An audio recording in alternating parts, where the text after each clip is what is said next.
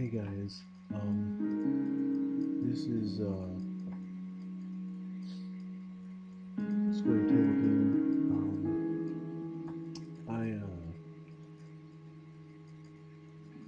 sorry I haven't made a video in a while. A lot of complications came up, and a lot of complications came up, and I just couldn't make a few videos for a while. Hopefully that's okay.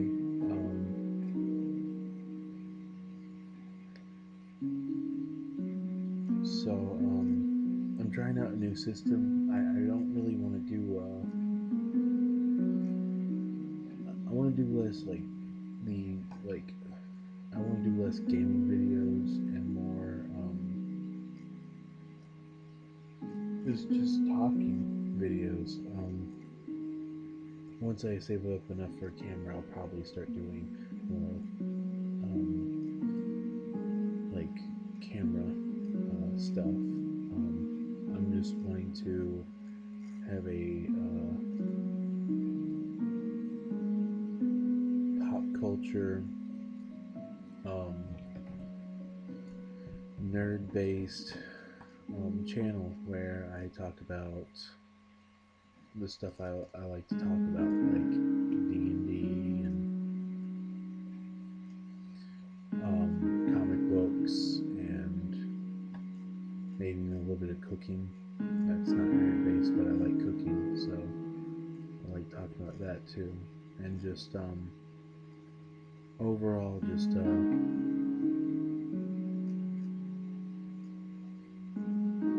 and talk about video games too, but overall, not gaming videos. I don't have the attention span or the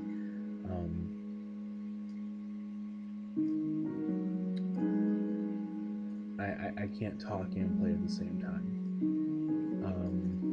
It's just something I can't do, and I'm not enjoying it. So I want to try something new. So I want to talk to you guys, So today I'm actually going to talk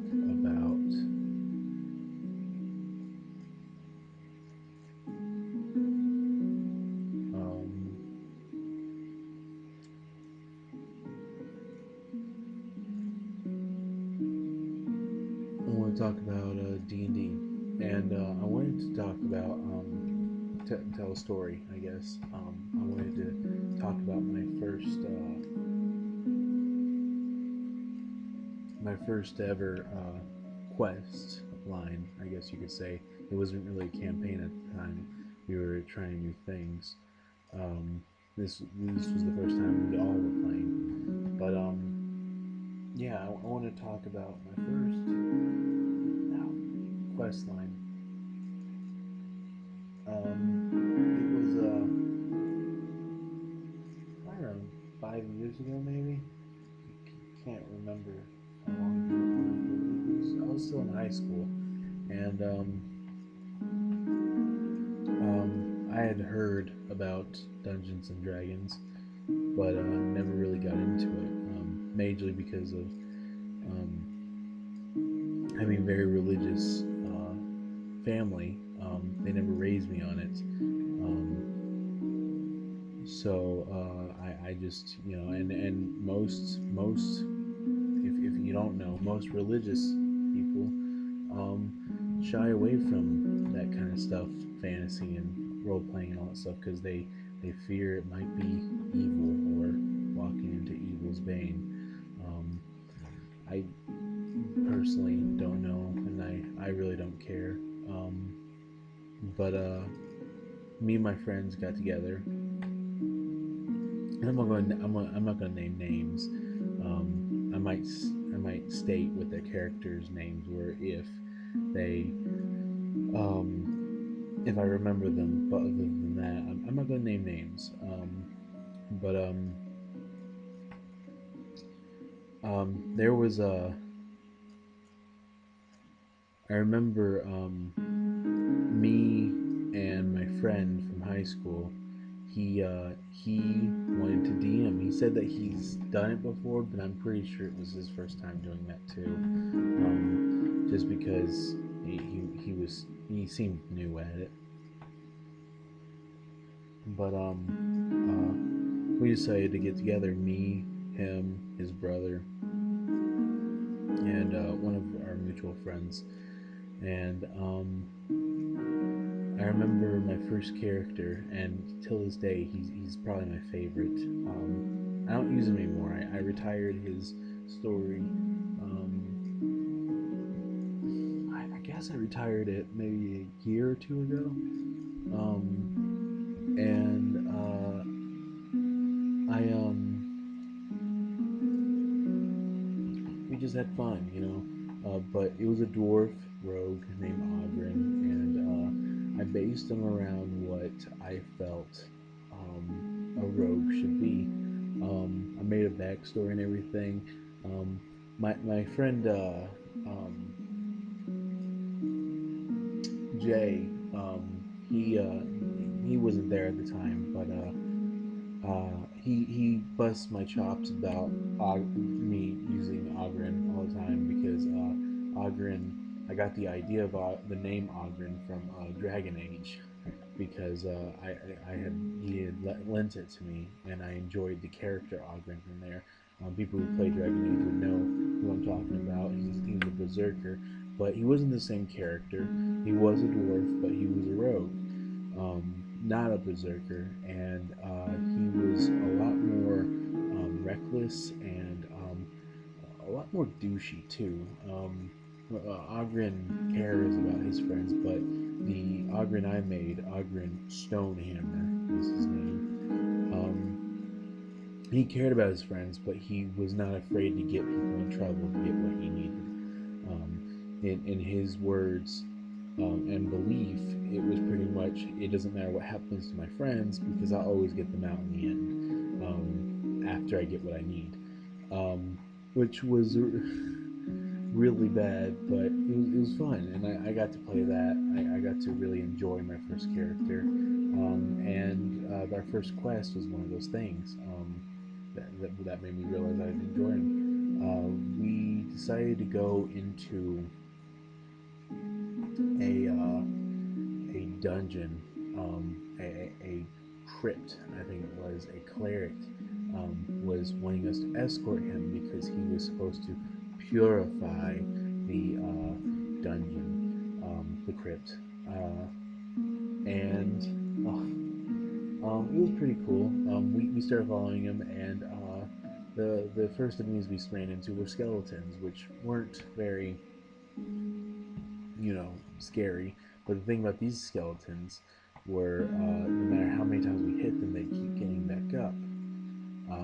The only thing that made them different, which we noticed this fast, is they have a sigil on their foreheads that you had to destroy the mark on their forehead of the skull to destroy them.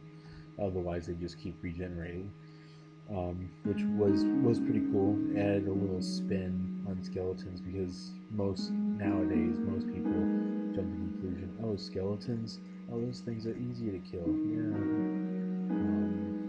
which is funny because there's some RPGs I can think of that skeletons aren't very easy. But we ran through there, and it was a simple dungeon crawl. You know, skeletons would get up, we'd kill them. We had to aim for headshots, and then we finally make it to the sanctum, and it turns out that the cleric was actually leading us to our demise because he was apparently a lich in disguise, and he wanted to lure us there for some unknown reason. I can't remember why, but it was very cliche boss, but it was interesting. So it was a lich, a dumbed down lich, obviously, because we can't find a lich at level 1. But it was still fun. The DM knew how to scale it properly and everything. And then the Lich started, sending hordes at us. He would be fighting us while he was letting his undead armies come from behind, the ones that we just got done destroying all of. And so we found out we were fighting a war on two fronts. So the I'm pretty sure he was a cleric also. Our mutual friend, he was a cleric. I'll call him Jim. Jim was using his cleric, but his cleric was really good with a bow. So he was shooting the undead that were coming behind us, and he was doing magnificent. This was 4E, so you could mow down minions easily. They had like one hit point, so like if you just like hit them right, you could just mow them down. So he was just taking them down one at a time, holding this wall of arrows, metaphorically, between the undead and us. And meanwhile, me and I'll say the other player was the DM's brother, Jack. We decided to fight the Lich. Now, the funny thing about Jack is he doesn't he has this thing where he doesn't think things through, which everybody has that player, and it's nothing bad. It's just they're the upfront and personal person, and they usually like doing that. But people like me and others who like to play rogues and more thoughtful characters think before we act. But Jack, having played with his brother before, he might have not known this, but the DM told me that he would have known this because he talked about it to him before. But Jack had a war dog that followed him around. We all started off with pets. It was fun. He got a war dog. I got a war owl. I'll talk more about my war owl a little bit later. But he sent his war dog. He's like, oh, I'm gonna send my war dog to bite the lich. Anybody who plays D&D now knows that liches are necrotic, which has a type of cold energy to them because they're cold. They're dead. They're undead. I don't know about 5th edition, but 4th edition they had an aura around them where if you tried to fight them melee, they would have an aura of cold that would like just freeze you, you know.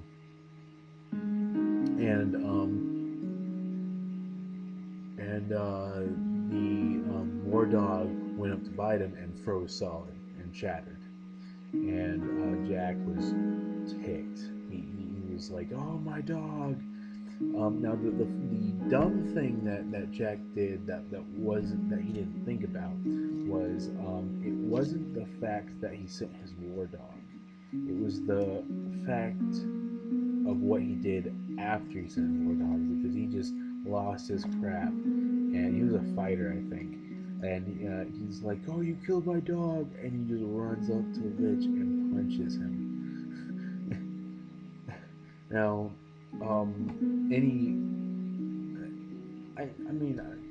I'm just curious what was going through his head, because like any person would realize fast, okay, my dog just tried to bite that thing and froze solid in a second.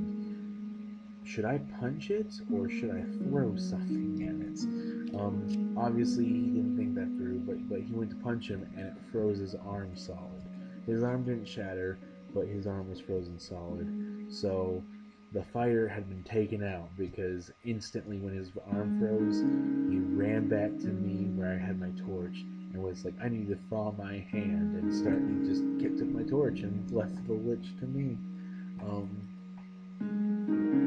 And I fought the lich, It wasn't difficult because, like I said, he was ranged down a lot, and he was probably a little bit too easy because he was supposed to be harder, and the DM probably made him easier. But I was able to find him by myself, while Jack was thawing his arm, and Jim was killing undead, like masterfully. By the way, might I add, we were praising his name. We were like, "Yeah, go Jim." So I fight the Lich. I defeat him masterfully, as I should, and it was a lot of fun. We later actually started to play other quests, and it later turned into like we didn't really have a campaign set up. It was just like the misadventures of Ogren and friends, because there was no. It was like those Saturday morning cartoons where there's no existential plot, like from the 90s. There's no existential plot. It's just every episode there's a villain and we have to defeat him. And the only thing that was canon was we kept stuff. Like if we got loot, we kept that. If we leveled up, we kept that. So because of that, like eventually that was it. Like that was the plot line. Like we were just getting stronger and fighting bigger things. And that's what I meant by why I think the DM was new to it too, even though he said he wasn't. Was he never really had anything big planned until maybe a few months after our first game, our first session, and it was literally just like we pretty much made it up until he started making them longer and more plot filled. But yeah, I just thought it was pretty pretty funny. That's one of my favorite stories. It wasn't the first time.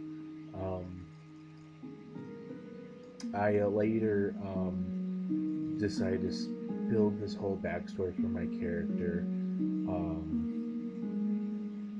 He was like a war veteran, and the only friend he trusted was his war owl, who saved him once during the war between the dwarves and the orcs. Um, and